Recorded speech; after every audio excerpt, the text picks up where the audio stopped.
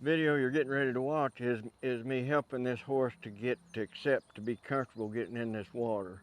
And even though I still got a bridle on his head, I'm using the halter and lead rope to do that with, and I'm doing it on the ground. So hope you enjoy that. If you like the content we're putting out, I'd appreciate it if you'd hit that subscribe button. Thank you. Dennis here at Capel Training and Shoeing.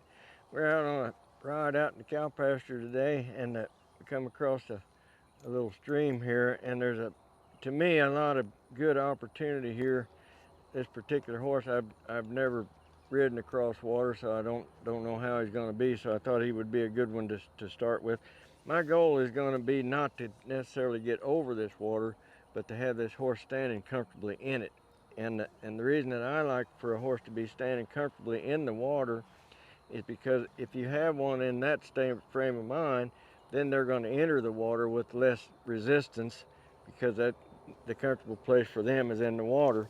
This particular stream is ideal because up here on the high side there's a little narrow place, and I'm going to use it to start with to help this horse to get across there. I'm gonna just use my groundwork here to get him started, and see him just brace up and resist going forward. I just kept swinging until I got that nice step forward. I'm going to ask again.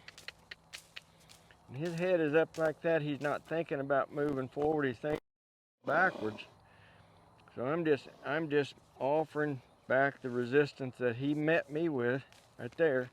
He met me with that resistance. If I can stay here with him, my energy is focused just behind the shoulder, and I'm waiting for that horse to try. Right now he's trying. He's got his nose down. He's taking advantage of having his nose down, wanting to graze a little bit. I won't let him do that, but I'll let him go ahead and get across that water. Now he jumped it right there, and that's normal for a horse to do that, but I would prefer that he just walk through. So I'm going to bring him back through. Jumped it again, so I'm going to send him right back across.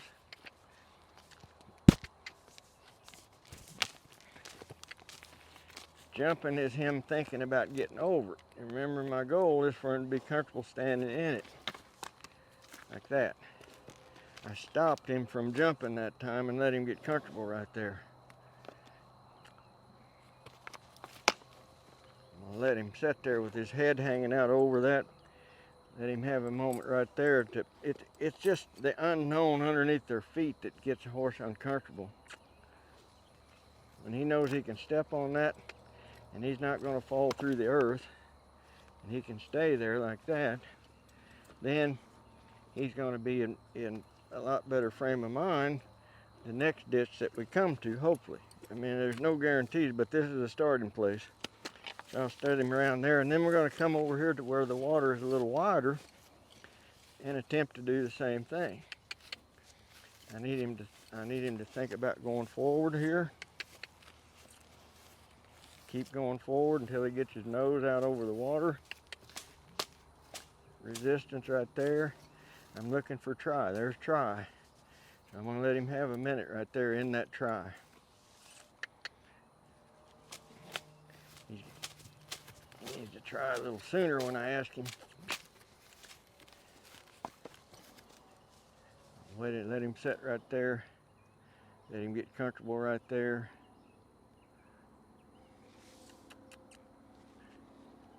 Now, even though he didn't move his feet that time, that was try. He lowered his head, he looked around. He did look there, he thought there might be an escape route off to the right. There he went and found that escape route to the right again. There's try. Now right here, I'm a little bit vulnerable because if he comes into me, I need to be prepared to either get out of his way or block that off, or I'll just stand there and get run over, because he's probably going to do whatever he thinks he needs to do to avoid getting his feet wet. I ask him softly. He's trying to turn away from it. The pressure from me is still saying, come forward, come forward. There's try. I'll let him have a minute right there. I like that he lowered his head. I don't mind if he even takes a drink of the water. I just want him to get comfortable right there. When he looks off, he pulls it.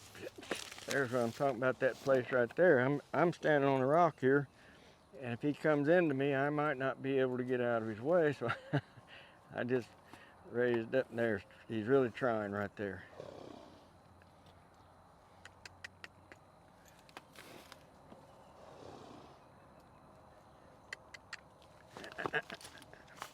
He was gonna come my way, so I raised that energy up. He backed out of there. There's try.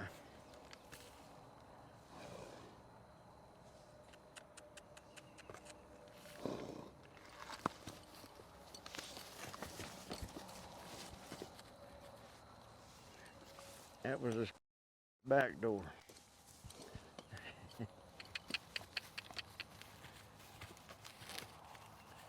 Come back up here in the try. The place of try is the only place you're gonna get any rest. When he looks off there like that, he's already proven that he's not opposed to just grabbing that halter and taking off with me. So I'm gonna beat him to the punch there a little bit and stop that before I get in that vulnerable position. There's try.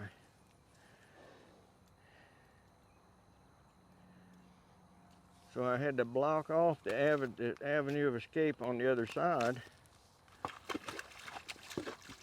There's exactly what I was wanting right there.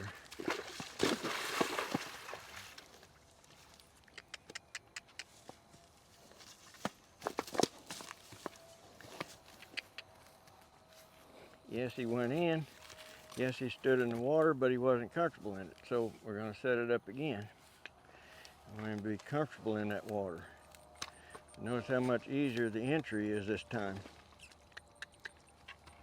Yeah. Here where they like to paw sometimes. Pawing is not comfortable. It could be plain, but more than likely, he's testing the bottom to see if it's safe. I'm gonna go a little bit further downstream here where it's a little bit bigger. Let him come right in here.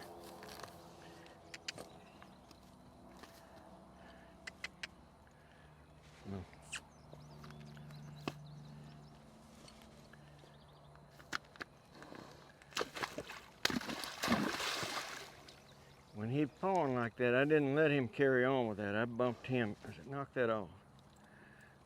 And then when he's quiet, I'll let him stand there quiet. To me, there's nothing that I can ask a horse to do. I'm not going to ask him to do anything he can't do. So for me to allow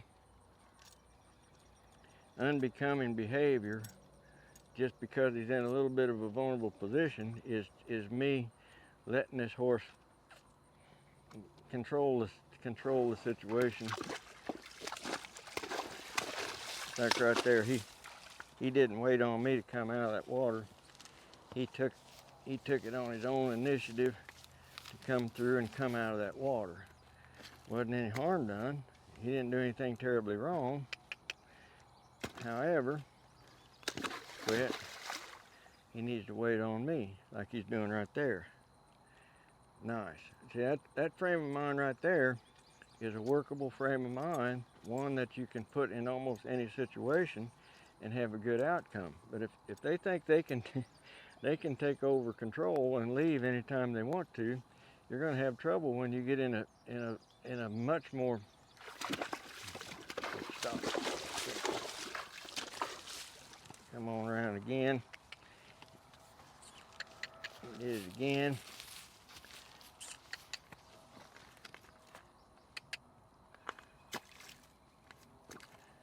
Much better, much better. Even better. One step at a time to a release is better than him just plowing through.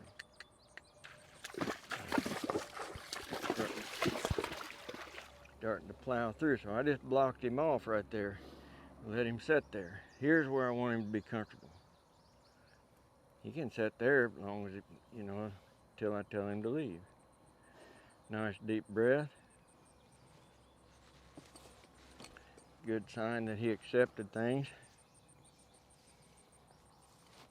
If I can reach him, I'll pet him.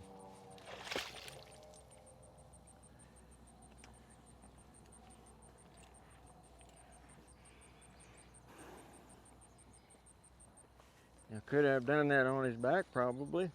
but it's sure a lot safer on the ground with a lead rope.